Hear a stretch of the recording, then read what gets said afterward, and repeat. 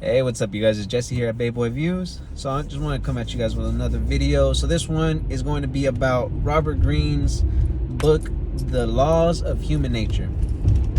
So I was super interested about these books. We talked about them yesterday, and I went on Spotify. They had the book there, and I went ahead and downloaded it for not downloaded, but just listened to the first couple chapters. And these are a couple of bullet points that I wrote down, and I just wanted to share with everybody. We all grow together as we learn together. So go ahead, leave a like, comment, subscribe. Let me know what you guys think. I'm gonna keep going with the book and just keep spreading knowledge. All right. So first question would be, do emotions dominate your life? Do emotions dominate you? I can see situations where I ran off emotions, and I wasn't really thinking things through and wasn't really worried about the outcome. And sometimes for better, for worse. And are you in control of your emotions? So that's another question that would naturally come up. I feel that I am pretty in control of my emotions. I feel like I don't get angry a lot. I feel like now that I look back at it, probably not as happy as I always want to be, but striving to be happy, I guess, something I can work on.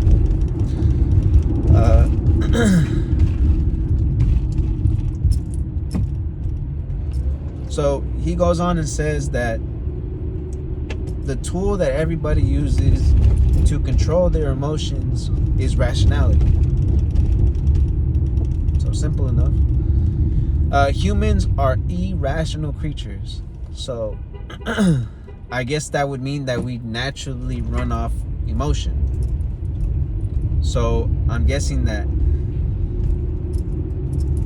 if humans are naturally irrational creatures, it would take us more effort to be more rational. And I guess that's really what changes us from making dumb decisions. When they tell you, I don't know if you ever heard it, but I've heard this a lot throughout my life, like, do you ever think, like, shit like that? So take a step back, reevaluate the situation, and go ahead and think of things rationally. He goes on to talk about 3 different types of the brain. So the first part is the reptilian. This part is in control of your instincts. Okay. The second part is the mammalian part of the brain, and this part is responsible for your feelings and your emotion. So we got instincts, emotions, and then the third part is the neural cortex part of your brain. So this one is responsible for language and rationality. So as you can see, a whole different part of the brain is something that you would need to activate in order to overcome running off of emotion. So if you find yourself over emotional, angry easily, you would probably see yourself running off of your mammalian part of your brain more than you would off of your neural cortex part of your brain. And obviously fear would be more towards instincts. So when you're scared, you would be running off of your instincts. Another thing would be like how humans are naturally direct themselves towards pleasure. So we would look for pleasure, and we would naturally try to avoid dangerous situations or some type of pain, whether it's emotional or physical, obviously.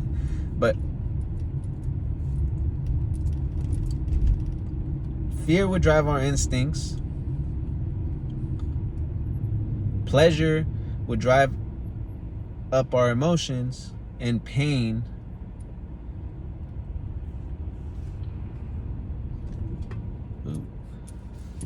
pain, something that humans naturally try to avoid. So he also goes on to talk about a couple of things that people do in order to find out if they're running off instincts, or if they're running off, or not instincts, but running off of emotion and using your mammalian part of your brain, or you're running off of rationality, whether your neural cortex part of your brain takes over. So when you're running off of emotions, you are easily able to believe in things without evidence. And when something can drive your emotion and lead you towards believing in something without any evidence, that is a place where you would probably want to step back and think of things rationally. Appearances, everybody knows that appearances can be misleading. Not everything that's shiny is gold. Group biases, when people find themselves in groups and they're all kind of thinking the same narrative, that's a pretty easy one. That's why you find people in gangs. That's why you find people doing stupid stuff. And group biases usually bring up some sense of belonging, and that sense of belonging could be all you really need to be okay with doing bad things or doing stuff like that. Or again, going off of emotion.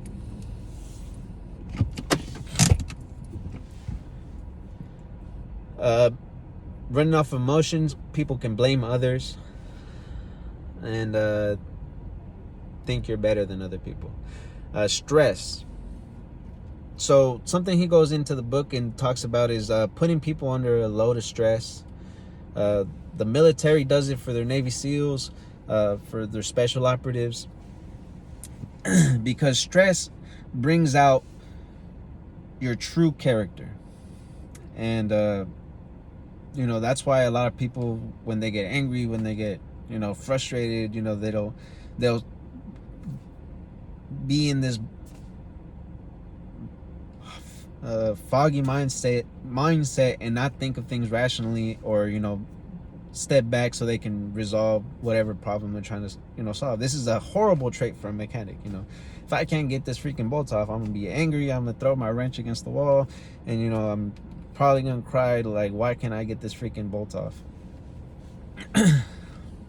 So yeah, so this is a part of the primitive mind state, so he says. And the way you react, I thought this was pretty cool. The way you react stems from early experiences. So the way you react kind of stems from how people reacted when you were either younger, or through experiences that you were allowed to have by yourself. And I guess that also stems into why, like, if there was a poor, if you come from a poor background, you're still just off of mindset, you can turn shit to sugar. And people that have everything given to them probably won't go as far. And and the same thing with that. If you're given all these opportunities and you don't take it for granted, there's a lot of people out there that has been very blessed in their life, and they took in 100% of all the things that was given to them. So a couple of things that he said in the book is a couple examples. So like a random gain, a lottery, winning the lottery. So I guess that's another thing. Maybe you've heard a lot of this in like hip hop songs, rap songs. It's like, the money never changed me. And then the other one would be like huge losses, like divorces, car accident, loss of house. That would be something that would drive your emotions out. And like divorce court, you see them attacking each other for money. So here's a couple of things that he breaks down in the book for stepping away from your emotional mindset and stepping into a rational mindset and using the neural cortex part of your brain. So he has 4 steps for this. Step number 1, you are fundamentally irrational. So if you're feeling some type of emotion,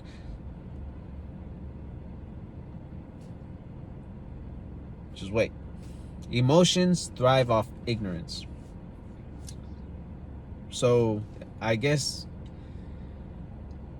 I wouldn't want to say that if you're a hyper emotional person that you're an ignorant person, but I guess you could say ignorance of the situation. You know, there are obviously times where people can be angry and, you know, like, oh, my friend just crashed my my Hellcat, you know, I'd be angry. But I guess, like, let's say a car accident, you know, some person was probably having a stroke and, you know, the steering wheel turned and they crashed into you. You might be angry at the moment, but you open your door and you step out and you see this dude, he's tweaking in his car. So examine why you reacted. So to step back, look at your irrational thoughts, your emotional thoughts, and examine why you got mad. Examine what is driving this emotion. And step number 3, react slower. Increase your reaction time. Step back, you know, evaluate the situation, and then stop trying to change people is number 4. I feel like that one's probably the deepest one. So, you know, a lot of people from day one, if they haven't changed, they're probably not going to. And if you're looking for something in somebody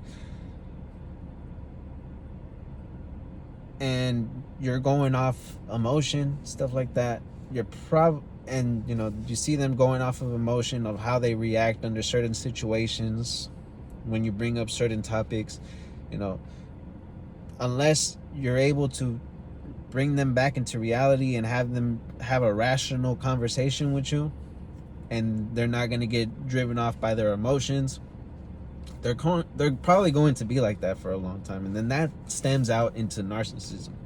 So we talked about narcissism in the last video. So some part of the book that actually helped me relate to the last video that we did, and it's gonna be kind of controversial because there's this whole self-love movement thing going on, but to change self-love into empathy. So this is the stepping stones from being emotional and changing yourself into a rational person. So instead of being an emotional person, you're changing into a rational person and changing self-love and self-emotion and all this to an empathetic person instead of a narcissistic person. So hopefully everybody got a little bit of value out of this. This is all the points that I got down for today. I'm gonna continue tomorrow. Hopefully I have a couple more bullet points for you guys tomorrow. If you guys went all the way through, you know, go ahead, subscribe. I'm gonna continue to do this, and yeah, hopefully you guys learned something today. Catch you guys later. Peace.